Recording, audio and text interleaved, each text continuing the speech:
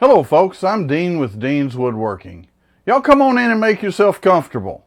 Today, we're going to do a shop update. I want to talk to you folks about a couple of things that we're doing, that are coming up, some of the things that we've done, and a little bit about the channel in general. First of all, huge thank you out there to everyone who's watching the videos, subscribing, and most of all to those of you who are leaving comments. Some really kind words and feedback from so many different individuals.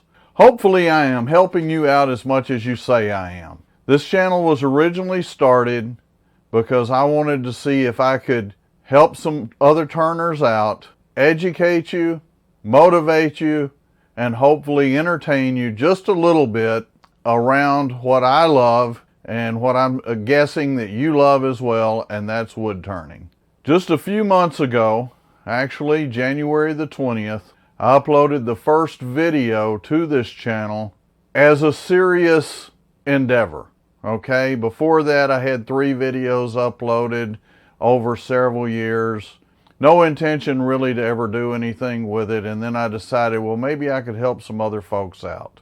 And I started uploading videos. Well, at that point, I had less than 200 subscribers, and when I just checked the count a few minutes ago, that's over 900 subscribers, and we're in July. So to say that I am humbled at the amount of growth that this channel has had over the past few months is an understatement. Again, I don't even know what to say other than thank you.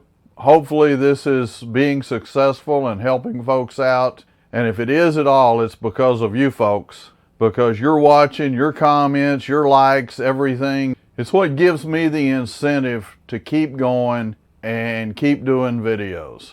And honestly, I love wood turning and I love doing the videos. And most of all, I love that some of you folks are getting some benefit from that. Our last shop update was July the 5th. Since then, I've uploaded 2 videos. One of them, this little piece right here, a center finder. Nothing special. It's a piece of plexiglass, and I scribed some lines on it with a simple divider. Who would have guessed that so many people would have viewed that video and there'd have been so many comments back on it, and Facebook messages and everything about how much they appreciated that and how helpful it was. You know, I really didn't think that much of it. It's just one of those things that I use every day. If it helped you, I'm glad it helped. One of the things I will point out is if you will drill a hole along each line, it also makes a great circle cutting or circle jig that you can draw a circle with. And on some of mine, I have that drilled out. I didn't point that out in the video. I just wanted to give folks a good, quick center finder that they could use on odd-shaped materials. One other thing that I did was napkin rings. Again, I am just absolutely blown away with how many people have viewed that, how much feedback, and again, just thank you. I don't really know what else to say. Again, I am just blown away by it. These are the 3 different types of napkin rings I turned, and basically had a single piece of stock. Turned those out of it just to give folks some ideas of the different shapes. This one had a couple of beads on each side of it. Then we did one with just kind of a chamfer on the sides and a cove in the middle. And just the simplest of all of them. Folks, I can't even tell you how crazy people go over napkin rings. And yes, indeed, my wife did tell me to go out and turn 3 more, so she had a complete set of that one. Folks, what can I say? Thank you. And if you're watching this and you haven't subscribed, please go down and subscribe. Hit the like button. Leave me a comment. Let me know what you think of the videos and what I'm doing. Good, bad, or ugly. I want to hear the feedback. And then let me let you know what's coming up. Several weeks ago, I told you folks I was going to do a passive speaker. That is not off the table. I have redesigned that thing. It started out so simple. Basically, it wasn't going to be much more than just a bowl with the phone stuck in the back of it. And since then, I have, let's just say it's gotten a little more elaborate. And hopefully it's not a disappointment when I do get it turned and get it up and you folks see the video.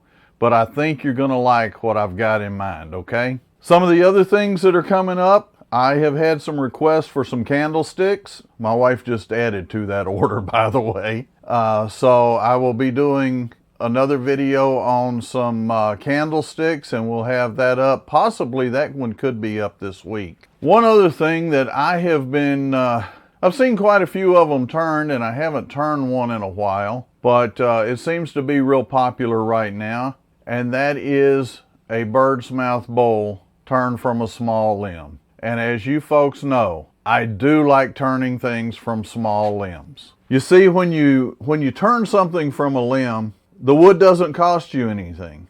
It's readily available and you can find it almost anywhere.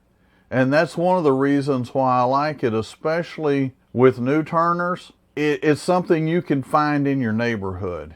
And I've had so many turners over the years that have told me they would do more turning if wood was not so expensive. I think sometimes folks forget it does grow on trees. People trim them and cut them all the time. And I don't know about you, but I don't cut trees for my turnings. There's more that are cut down around me or taken out or trimmed around in my area than what I could possibly take. If I accepted every piece that's offered to me, I literally would not have a backyard. It would be a log pile in my backyard. Don't forget, you don't necessarily have to go to the store and spend a whole bunch of money to have something to turn.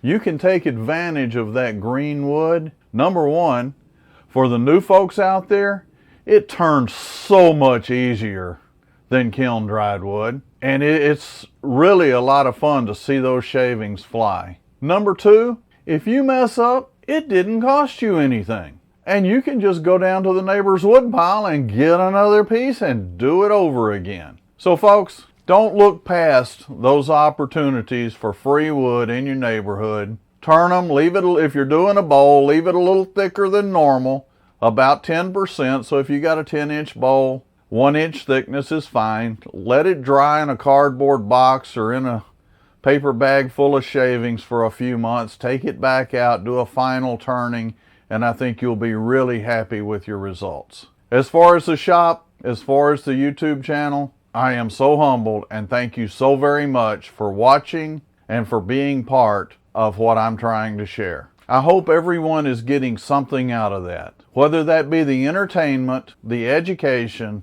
or the motivation to get back in your shop. I want you to get something out of it if at all possible. Folks, thank you for watching. Stay safe, stay healthy, and happy turning.